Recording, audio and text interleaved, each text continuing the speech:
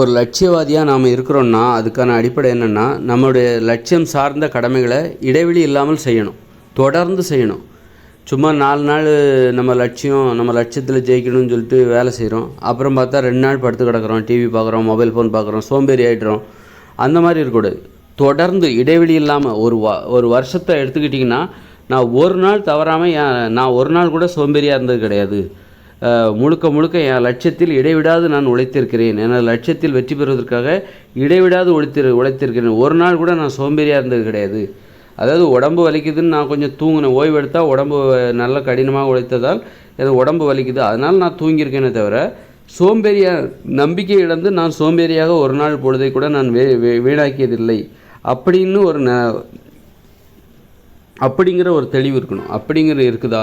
அந்த அளவுக்கு இடைவிடாமல் உழைக்கிற அந்த வழக்கம், அதுதான் ரொம்ப வியப்பிற்குரியது. 4 நாள் உழைக்கிற, அதுக்கப்புறம் ஒரு 4-5 நாள் சும்மா படுத்து கிடக்கிற, டிவி பார்த்து கிடக்கிற, திரும்பவும் ஒரு 4-5 நாள் உழைக்கிற, திரும்பவும் ஒரு 2-3 நாள் சும்மா கிடக்கிற, இந்த மாதிரி ஏற்ற இறக்கம்லாம் இருக்கவே கூடாது.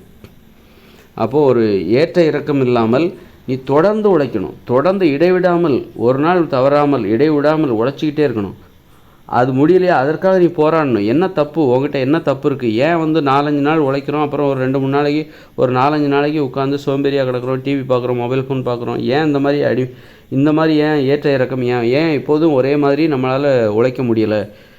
எப்போதும் ஏன் ஒரே மாதிரி சோர்வு இல்லாமல் ஏன் உழைக்க முடியவில்லை? லட்சியத்திற்காக ஏன் சோர்வு இல்லாமல் நம்பிக்கையோடு ஏன் உழைக்க முடியவில்லை? அப்படிங்கிறத ஆராய்ச்சி பண்ணி பார்க்கணும். அதுக்கு ஒரு 6 விதமான கட்டுப்பாடுகள் இருக்குது. அந்த 6 விதமான கட்டுப்பாடுகளை கடைபிடித்தால் நீங்கள் இடைவிடாமல் தொடர்ச்சியாக உழைப்பீர்கள். கொஞ்சம் கூட வருடம் முழுக்க ஒரு நாள் தவறாமல், ஒரு நாளை கூட நீங்கள் வீணடிக்காமல் தொடர்ந்து உழைக்கிற அந்த திறன் எப்போ வருதுன்னா 6 விதமான கட்டுப்பாடுகளை கடைபிடிக்கணும். அந்த 6 விதமான கட்டுப்பாடு என்னது? உணவு கட்டுப்பாடு. உணவு கட்டுப்பாடு எது? தானியங்களை சாப்பிடக்கூடாது, மாமிசத்தை சாப்பிடக்கூடாது, மீன், முட்டை, பால் இதெல்லாம் சாப்பிடக்கூடாது. அதனால் இதெல்லாம் மனித உணவுகள் கிடையாது. தானியங்கள், மீன், முட்டை, பால், இறைச்சி இதெல்லாம் மனித உணவுகள் கிடையாது. அப்புறம் காய்கறிகள், பழங்கள், கீரைகள், கிழங்குகள், பயிர்கள், பருப்பு வகைகள், கடலைகள், தயிர்லாம் சாப்பிடக்கூடாது, மோர்லாம் சாப்பிடக்கூடாது, தேன் சாப்பிடலாம். இந்த மாதிரி எதெல்லாம் சாப்பிடலான்னு சொன்னனோ, சாப்பிடலாம் அப்படின்னு நான் சொன்னனோ அதை மட்டுமே சாப்பிட்ணும். அதுதான் உணவு கட்டுப்பாடு. அப்போ தான் நீங்கள் வருடம் முழுக்க இடைவெளி இல்லாமல், சோர்வு இல்லாமல் உழைக்க முடியும். நேரத்தை வீணடிக்காமல், நாட்களை வீணடிக்காமல் உழைக்க முடியும். அப்புறம் தூங்குவதில் கட்டுப்பாடு. சீக்கிரமாக தூங்கி காலையில் அதிகாலையிலே எழுந்திருக்கணும். ரொம்ப லேட்டாக தூங்குனீங்கன்னா லேட்டாக தான் எழுந்திருப்பீங்க. அதனால் சீக்கிரமாக தூங்கணும். சீக்கிரமாக தூங்கினா தான் அதிகாலையில் எழுந்திருக்க முடியும் அப்படிங்கிற நம்பிக்கையே நம்ம மனசில் வரும். நம்ம காலைல கண்டிப்பாக எழுந்திருப்போம் அப்படிங்கிற நம்பிக்கை எப்போ வரும்னா சீக்கிரமாக தூங்கணும். ரொம்ப லேட்டாக தூங்குனீங்கன்னா நம்ம கண்டிப்பாக காலையில் எழுந்திருக்க மாட்டோம் அப்படிங்கிற எண்ணம் நம்ம மனசில் உருவாயிடும், எழுந்திருக்கவே முடியாது. அது மாதிரி இது தூங்குவதில் கட்டுப்பாடு. முதல்ல உணவு கட்டுப்பாடு சொன்னேன், 2வது தூங்குவதில் கட்டுப்பாடு, அப்புறம் பொழுதுபோக்கு கட்டுப்பாடு. உங்களுக்கு தினசரி வாழ்க்கையில் எல்லா கடமைகளையும் செஞ்சிட்டதுக்கப்புறம் தான் நீங்கள் பொழுதுபோக்கவே போகணும். உங்கள் தினசரி வாழ்க்கையில் கஷ்டமான வேலைகளை அனைத்தையும் செஞ்சு முடிச்சுட்டு இன்றைக்கி செய்ய வேண்டிய வேலையை தான் இன்றைக்கி செய்யணும், நாளைக்கு செய்ய வேண்டிய வேலை நாளைக்கு செய்யணும். அப்போ நீங்கள் தினசரி வாழ்க்கையில் நீங்கள் செய்ய வேண்டிய வேலை என்ன அப்படின்னு சொல்லிவிட்டு அதோட அளவு என்ன, எந்த அளவுக்கு தினசரி வாழ்க்கையில் நம்ம செய்யணும், எல்லாத்துக்கும் முக்கியத்துவம் கொடுக்கணும், பொழுதையும் போக்கணும். அதனால் கஷ்டமான வேலைகளெல்லாம் செஞ்சு முடிச்சிடணும். கஷ்டமான வேலைகள் ஒரு நாளைக்கு இவ்வளோ தான் செய்யணும் அப்படிங்கிற ஒரு அளவையும் வச்சுக்கணும். சும்மா அளவு இல்லாமல் நிறைய செய்யணும், அந்த அளவே இல்லாமல் இருக்கும்போது ஒரு நாளைக்கு நாம் செய்ய வேண்டிய வேலையின் அளவு தெரியலைன்னா அது ரொம்ப கஷ்டம். அதனால் கஷ்டமான வேலையை ஒரு நாளைக்கு எவ்வளோ செய்யணும் அப்படி அதெல்லாம் அந்த அளவு தெரிஞ்சு அது வரைக்கும் செஞ்சு முடிச்சுட்டு அதுக்கப்புறம் நீ பொழுதுபோக்கிக்கணும். இதுக்கு இடையில் நீ காலையிலே பொழுதுபோக்குறது, டிவி பார்க்குறது, மொபைல் ஃபோன் பார்க்குறது, வேலை செஞ்சுக்கிட்டே மொபைல் ஃபோன் பார்க்குறது, இதெல்லாம் நீ வாழ்நாளில் தொடர்ச்சியாக உழைப்பதற்கு தடையாக இருக்கக்கூடிய கெட்ட பழக்கங்கள். 100 நாள் தொடர்ச்சியாக உழைக்க முடியாது. 4 நாள் உழைப்ப, 2 நாள் படுத்து சோம்பேறியாக கிடப்ப. அதுக்கு என்ன காரணம்? நீ வேலை பார்க்கும்போது பகல் பொழுதில் காலையில் எப்போ பார்த்தாலும் டிவி பார்க்குறது, மொபைல் ஃபோன் பார்க்குறது, அந்த வழக்கம் தான் காரணம். அதனால் இப்படிப்பட்ட இயல்புடையவர்கள், இப்படிப்பட்ட வழக்கமுடையவர்கள் மொபைல் ஃபோன் பார்க்குறது, பொழுதுபோக்குவதில் கட்டுப்பாடு இருக்கணும். எல்லா வேலையும் முடிச்சிட்டதுக்கு அப்புறம் தான் தினசரி நமக்கு நிறைய வேலை இருக்கும்.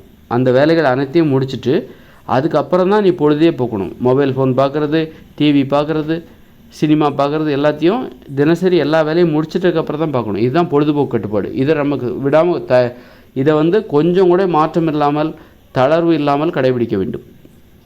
அப்போது 3 கட்டுப்பாடு சொல்லிட்டேன். ஒன்று உணவு கட்டுப்பாடு, இன்னொன்று தூங்குவதில் கட்டுப்பாடு. சீக்கிரமாக தூங்கணும். சீக்கிரமாக தூங்கினா தான் அதிகாலையில் எழுந்திருக்க முடியும். இது தூங்குவதில் கட்டுப்பாடு. அப்புறம் இன்னொரு கட்டுப்பாடு என்னென்னா பொழுதுபோக்குவதில் கட்டுப்பாடு. எல்லா வேலையும் செஞ்சிட்டதுக்கப்புறம் தான், கஷ்டமான வேலைகள் ஒரு நாளைக்கு உள்ள கஷ்டமான வேலை எல்லாத்தையும் செஞ்சு முடிச்சதுக்கப்புறம் தான் பொழுதுபோக்குறதுக்கே மொபைல் ஃபோன் பார்க்குறதோ, டிவி பார்க்குறதோ, அல்லது உட்காந்து கதை பேசுகிறது, அந்த மாதிரி வேலைகள்லாம் வந்து எல்லா வேலையும் செஞ்சு முடிச்சிட்டதுக்கப்புறம் தான் பண்ணணும். இது வந்து பொழுதுபோக்குவதில் உள்ள கட்டுப்பாடு. அப்புறம் பண விஷயத்தில் கட்டுப்பாடோடு இருக்கணும். பண விஷயத்தில் நேர்மையாக இருக்கணும். கடன் வாங்கினா திருப்பி கொடுக்கணும். அந்த மாதிரி பண விஷயத்தில் கடன் கொடுத்தாலும் திருப்பி கேட்கணும். அந்த மாதிரி பண விஷயத்தில் யார்கிட்டயா ரொம்ப அதிகமாக பணம் கேட்டிங்கன்னா பத்திரம் எழுதிக்கிட்டு கையில் அப்புறம் தான் கொடுக்கணும். சொந்தக்காரங்களாக இருந்தாலும் அதுக்குரிய பத்திரம் எழுதி கையை கொடுக்கணும். பத்திரம் எழுதினா கூட சிலர் தரலைன்னா என்ன பண்ண முடியும்? போலீஸ்கிட்ட போனால் என்ன போலீஸ் பிடிச்சி ஜெயிலில் போட போகிறாங்க. அதனால் வந்து சொந்தக்காரங்களுக்கெல்லாம் சொந்தக்காரங்க யாராவது கடன் கேட்டால் நீங்கள் பேங்க்கில் போய் வாங்கிக்கோங்க. ஏன்னா பேங்க்காரங்களே லோன் கொடுத்துட்டு சிலர் கட்டாமல் போயிடுறாங்க. கட்டாமல் போகிற அவங்கள பேங்க்காரங்களாலே ஒன்றும் பண்ண முடியல. என்கிட்ட பணம் இல்லை அதனால நான் கட்டலை. பேங்க்காரங்க என்ன பண்ணுறாங்கன்னா சிபில் ஸ்கோர்லாம் குறைச்சி தடை பண்ணி குறைச்சி இனிமேல் நீ எந்த பேங்க்லேயும் லோன் வாங்க முடியாது அப்படிங்கிற ஒரு நிலைமையை தான் ஏற்படுத்த அவங்களால முடியுதே தவிர வேறு ஒன்றும் பெருசாக கடன் வாங்கிட்டு திருப்பி கட்டாதவங்கள இந்த பேங்க்காரங்களாலே தண்டிக்க பெருசாக முடியலை. அப்படிங்கும்போது நீ வந்து சும்மா சொந்தக்காரங்களுக்கெல்லாம் வந்து நிறைய பணத்தை பத்திரம் வாங்கிக்கிட்டோ, பத்திரத்தில் கையெழுத்து வாங்கிக்கிட்டோ, அல்லது வேறு எதுக்காகவோ கடன் கொடு. வேணால் வந்து ஏதாவது நகை இருந்தால் கூட நான் பணம் தரேன் அப்படின்னு சொல்லுங்கள். இதுதான் சரி. கடன் கொடுப்பதற்கான நிறைய பணம் கொடுக்குறியா, இப்போ 50,000 வேணுமா உனக்கு அப்படின்னா ஏதாவது நகை கொடு. நகையை அடகு வச்சுக்கிட்டு வேணால் சொந்தக்காரங்களாக இருக்க அதனால் வட்டி இல்லாமலே நான் உனக்கு தரேன், வட்டியெல்லாம் தேவையில்ல, நகையை உனக்கு அதுக்கு ஈடாக நகையை கொடு, நகை எதாக இருந்தால் கொடு, அது நான் உனக்கு 50,000 வேணுமா 50,000 கொடு, 1,00,000 வேணுமா அதுக்கு இடையே ஒரு 4 பவுன் நகையை என்கிட்ட கொடுத்துட்டு நீ 1,00,000 வாங்கிட்டு போ, திரும்ப அந்த 1,00,000 கொடுத்துட்டு உன் நகையை வாங்கிக்கோ. அப்படி வேணால் கொடுங்க தவிர சும்மா சொந்தக்காரங்க பத்திரம் வாங்கிட்டு கொடுக்குறது, பத்திரம் ஒன்றும் இங்கே வேலை பார்க்காது. பத்திரத்தை வச்சுட்டுலாம் நீங்கள் வந்து ஒன்றுமே பண்ண முடியாது. தர முடியாதுன்னு சொன்னால் என்ன பண்ண முடியும்? போலீஸில் கேஸ் கொடுப்பீங்க, பிடிச்சி உள்ளதுக்கு போட போகிறாங்களா? அப்படி அந்த அளவுக்கு இங்கே சட்டம் வந்து இருக்குதா? என்கிட்ட பணம் எல்லாம் நான் தரல அதனால் என்னால் கொடுக்க முடியலன்னு சொன்னால் அந்த சட்டம் அவங்கள என்ன பண்ண முடியும்? அதனால் அதுக்கு ஒரு வலுவான சட்டம் இல்லை. பணம் இல்லைன்னா சரி தர முடியலன்னா இப்போ ஒருத்தர் 50,000 வாங்கிட்டு பத்திரத்தில் கையெழுத்து வாங்கிட்டு நீங்கள் 50,000 கொடுக்குறீங்க, அவரால் தர முடியல அப்படின்னா அவரை பிடிச்சி ஜெயிலில் போடுறீங்கன்னு வச்சுக்கிங்க, போலீஸில் போய் கம்ப்ளைண்ட் பண்ணுறீங்க, அவரை பிடிச்சி ஜெயிலில் போடுறீங்க அப்படின்னா ஜெயிலில் போட்டால் மட்டும் உங்களுக்கு என்ன வந்துட போகுது? 50,000 போனது தானே. அந்த 50,000 உங்களுக்கு திரும்பி வந்துட போகிறதில்ல. அல்லது சட்டம் வந்து அவருக்கு ஏதாவது சொத்து பத்து இருக்குது, அதை விற்றாவது அந்த 50,000 உனக்கு கொடுக்குது.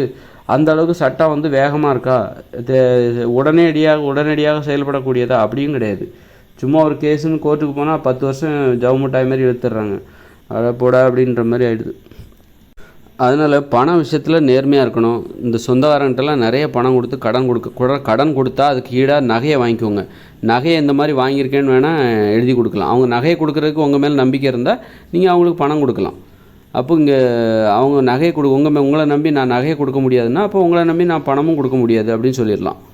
அந்த அளவுக்கு அப்போ வேறு எந்த வகையிலுமே பத்திரத்துலலாம் கையெழுத்து வாங்கிட்டு பணத்தை கொடுக்குறதுனால இங்கே எதுவுமே நீங்கள் பெருசாக பாதுகாப்பு கொடுத்த பணத்தை திருப்பி அவ்வளோ ஈஸியாக வாங்கிட முடியாது. அதனால் சொந்தக்காரங்கள்ட்ட பணம் வாங்கினா நீங்கள் போய் பேங்க்கில் போய் வாங்கிக்கோங்க. பேங்க்லாம் இப்போ வந்து கடன் கொடுக்க தயாராக இருக்காங்க. அப்படி இருக்கும்போது நீங்கள் எதுக்கு என்கிட்ட வந்து கடன் வாங்குறீங்க, என்கிட்ட இல்லை அப்படின்னு சொல்லி இல்லைன்னு சொல்லி போய் சொல்லிடுங்க. அதனால் பண விஷயத்தில் நேர்மையாக இருக்கணும். நேர்மை தவறிய வழிகளில் பணத்தை சம்பாதிக்கக்கூடாது, ஊழல் பண்ணக்கூடாது, லஞ்சம் வாங்கக்கூடாது, கையூட்டெல்லாம் வாங்கவே கூடாது, வாங்கின கடனை திருப்பி கொடுக்கணும். இப்படி பண விஷயத்தில் நேர்மையாக இருக்கணும். அது வந்து நீங்கள் ஒரு லட்சியவாதியாக தொடர்ந்து செயல்படுவதற்கு, இடைவிடாமல் நேரத்தை வீணடிக்காமல் உங்கள் லட்சியத்தை நோக்கி முன்னேறுவதற்கு அப்புறம் இந்த பண விஷயத்தில் நேர்மையாக இருக்கிறது மிகப்பெரிய உதவியாக இருக்கும். அப்புறம் வந்து உடற்பயிற்சி, இது ரொம்ப முக்கியம். உடற்பயிற்சி செய்யாமல் இதில் எதை இப்போ நான் ஒரு 6 விதமான கட்டுப்பாடு சொல்கிறேன்ல, இந்த கட்டுப்பாட்டில் ஏதாவது ஒன்றை நீங்கள் விட்டுட்டா கூட எதையுமே உங்களால் வெற்றி பெற முடியாது, உங்கள் வாழ்க்கையில் வெற்றி பெற முடியாது, உங்கள் வாழ்க்கையில் நீங்கள் தொடர்ந்து முயற்சி செய்ய முடியாது. அதனால் அந்த 6 கட்டுப்பாட்டில் எல்லாமே ரொம்ப முக்கியமான கட்டுப்பாடு. அப்புறம் உடற்பயிற்சி கட்டுப்பாடு, உடற்பயிற்சியும் செய்யணும். உடற்பயிற்சி வந்து கண்டிப்பாக செய்யணும். உடம்புல வந்து அந்த வலி இருக்கணும். ஒரு உடற்பயிற்சி செய்வதால் காலையில் ஓடணும், நடைப்பயிற்சி செய்யணும், திறந்த வழியில் போய் நீங்கள் ஓடணும், நடக்கணும். அது ரொம்ப முக்கியம். திறந்த வழியில் நடக்கிறது, ஓடுறதெல்லாம் சிந்தனைக்கு, கற்பனை திறனுக்கு ரொம்ப வழிவகுக்கும். தனிமையில் நடக்கணும், தனிமையில் நடைபயிற்சி, தனிமையில் ஓட்டப்பயிற்சி, திறந்த வழியில் ஒரு அரை மணி நேரம் 3/4 மணி நேரம் தினமும் அந்த மாதிரி. அதன் மூலம் அப்புறம் வீட்டுக்கு வந்த பிறகு காலையில் ஓட்டப்பயிற்சி வச்சுக்கோங்க, மாலையான ஒரு ஜிம்மில் போய் ஒர்க் அவுட் பண்ணுங்கள் 1 மணி நேரம். இந்த மாதிரி உடற்பயிற்சி என்பது நீங்கள் தினசரி விழிப்போடு செயல்படுவதற்கு, உங்கள் லட்சியத்தில் விழிப்போடு செயல்படுவதற்கு உடற்பயிற்சி இல்லாமல் முடியவே முடியாது. நான் ஒரு 6 விதமான கட்டுப்பாடுகள் சொல்கிறேன். அந்த 6 விதமான கட்டுப்பாட்டில் எது ஒன்று இல்லைனாலும் உங்களால் உங்கள் வாழ்க்கையில் வாழ்க்கையில் முன்னேற முடியாது, தொடர்ச்சியாக செயல்பட முடியாது. நீங்கள் உங்களுடைய லட்சியத்தில் வெற்றி பெறுவதற்காக தொடர்ச்சியாக நேரத்தை வீணடிக்காமல் செயல்பட வேண்டுமென்றால் நான் சொல்லுகிற 6 விதமான கட்டுப்பாடுகளை கடைபிடிக்கணும். இப்போ 5வது கட்டுப்பாடாக உடற்பயிற்சியை நான் சொல்லிட்டேன். அதனால் உடற்பயிற்சி ரொம்பவும் இன்றியமையாதது. விழிப்புணர்வு உங்களை சோம்பேறித்தனத்தை விரட்டுவதற்கு அது மாதிரி வந்து. அப்போ 6வது கட்டுப்பாடு என்னென்னா, மனுஷங்களில் நல்லவங்க பார்த்து பழகணும். அதாவது ஒரு நேர்மறையான சிந்தனை, எதிர்மறை எல்லார்ட்டையும் பழகிட்டு இருக்கக்கூடாது. உங்களைப் போலவே லட்சிய உணர்வு உடையவர்களிடம் நீங்கள் பழக வேண்டும். உங்களைப் போல லட்சிய உணர்வு உடையவர்களிடம் நீங்கள் பழக வேண்டும். எதிர்மறையான சோம்பேறிகள், சிகரெட் பிடிக்கிறவங்க, மதுபானம் அருந்துகிறவர்கள், மூட நம்பிக்கை உடையவர்கள், அந்த மாதிரி ஒரு சும்மா கெட்ட பண்பு உடையவர், அவங்கள்ட்டெல்லாம் பழகுனீங்கன்னா கண்டிப்பாக நீங்கள் லட்சியவாதியாக இருக்க முடியாது. அதாவது லட்சியவாதியாக இருக்கணும்னா நல்ல பண்புடையவர்களிடம் பழக வேண்டும். ஒழுக்கம், கட்டுப்பாடு, உங்களை போன்று ஒரு லட்சியத்திற்காக போராடுகிறவர்கள் அவர்களிடம் பழகுனா, அவங்கள்ட்ட பழகும்போது அந்த மாதிரி ஆட்களை தேடணும். நண்பர்களை சேர்க்கணும். உங்களுடைய கருத்துக்களோடு ஒத்து போகிறவங்க, உங்களை போன்றே லட்சிய மனப்பான்மை உடையவர்களை தேடி கண்டுபிடிச்சி அவங்ககிட்ட பழகிறத ஒரு வழக்கமாக வச்சுக்கணும். ஏன்னா நமக்கு ஊக்கங்கிறது ஒரு மனுஷங்களை பார்த்தாலே ஊக்கம் கிடைக்கும். நீ உடற்பயிற்சி செஞ்சால் தான் உனக்கு ஊக்கம் கிடைக்கணும் இல்லை. சில மனுஷங்களை பார்த்தாலே அவங்ககிட்ட இருக்கிற அந்த ஒரு வைப்ரேஷன், ஒரு அதிர்வு என்பது நம்ம தொற்றிக்கொள்ளும். ஒரு ஊக்கம் கிடைக்கும், ஒரு சந்தோஷம், உற்சாகம் எங்கேருந்தான் வருதுன்னு சொல்ல முடியாது. சிலவங்களோட ஒரு 5 நிமிஷம் பார்த்து பேசினாலே நமக்கு அந்த ஊக்கம், உற்சாகம். நீங்கள் ஒரு உடற்பயிற்சி பண்ணால் கூட அப்படி ஒரு ஊக்கம், உற்சாகம் வராது. உடற்பயிற்சி பண்ணால் ஊக்கம், உற்சாகம் வரும். ஆனால் சில மனுஷங்களை பார்த்தாலே உங்களுக்கு உற்சாகம் வரும். அதனால் உங்கள் கருத்துடன் உடன்படுகிறவர்கள், அது உங்களை போன்றே ஒரு லட்சிய மனப்பான்மை உடையவர்கள், அவர்களோடு பழக வேண்டும். அவர்களை கண்டுபிடிக்கணும். அவங்க முகத்தை பார்த்து டெய்லி ஒரு அட்டண்டன்ஸ் போட்டு வந்துடணும். முகத்தை பார்த்து சிரித்து ஏதோ ஒன்று 2 வார்த்தை பேசி, அல்லது ஃபோன்லேயாவது பேசணும். ஃபோன்லேயாவது அந்த மாதிரி நண்பர்கள் எங்கேயா இருக்காங்களா, உங்களுக்கு இருக்காங்களா? உறவினர்களை சேர்க்கணும். அது ரொம்ப முக்கியம் ஜெயிக்கிறதுக்கு. அதான் அப்போ கெட்ட நண்பர்களை, எதிர்மறையான நம்பிக்கையின்மையை ஏற்படுத்துகிற மோசமான நண்பர்களிடமிருந்து நீங்கள் உங்களை பாதுகாத்து அவர்களிடம் பழகக்கூடாது. பழகிட்டிங்கன்னா சோம்பேறித்தனம் தான். அவங்களால் தொடர்ந்து உழைக்க முடியாது. உங்களுடைய லட்சியத்தில் தொடர்ந்து முன்னேறுவதற்காக நேரத்தை வீணடிக்காமல் உழைக்கவே முடியாது என்பது. இந்த 6 விதமான கட்டுப்பாடுகளை கடைபிடித்தால் நீங்கள் தொடர்ச்சியாக உழைக்கலாம். இடைவெளி இல்லாமல், நேரத்தை வீணடிக்காமல், உங்கள் லட்சியத்தில் சீரான ஒரு வேகம்.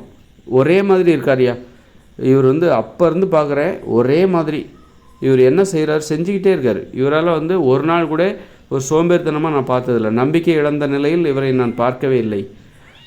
இவர் அப்போ எப்படி இருக்கிறாரோ அதே மாதிரி சீராக உழைச்சிக்கிட்டே இருக்கார். அதுதான் நேரத்தை வீணடிக்காமல். ஒரு நாள் நீ வேஸ்ட்டாக சோம்பேறியாக இருந்துட்டா கூட அப்போ நமக்கு சோம்பேறித்தனத்தை எது தருது அப்படிங்கிற அந்த விழிப்புணர்வு நமக்கு தேவை. அதுக்கு தான் இந்த 6 விதமான கட்டுப்பாடுகளை உங்களுக்கு நான் சொல்கிறேன். கெட்ட வார்த்தைலாம் போடக்கூடாது. எதிர்மறையான சிந்தனையோட விளைவு தான் கெட்ட வார்த்தைலாம் போடுறது. அதனால் கெட்ட வார்த்தைலாம் போடக்கூடாது. இந்த மாதிரியான கட்டுப்பாடுகள், 6 விதமான கட்டுப்பாடுகளை உறுதியாக கடைபிடித்தால் நீங்கள் மன உறுதி இழக்காமல் உங்கள் லட்சிய பயணத்தில் தொடர்ச்சியாக நேரத்தை வீணடிக்காமல் தொடர்ச்சியாக தினந்தோறும் சீரான வேகத்தில் உழைத்து சீரான முன்னேற்றத்தை அடைந்து கொண்டு கண்டிப்பாக நீங்கள் உங்கள் இலக்கில் வெற்றி பெறுவீர்கள் என்பதில் எந்தவித சந்தேகமும் வேண்டாம் உங்களுக்கு.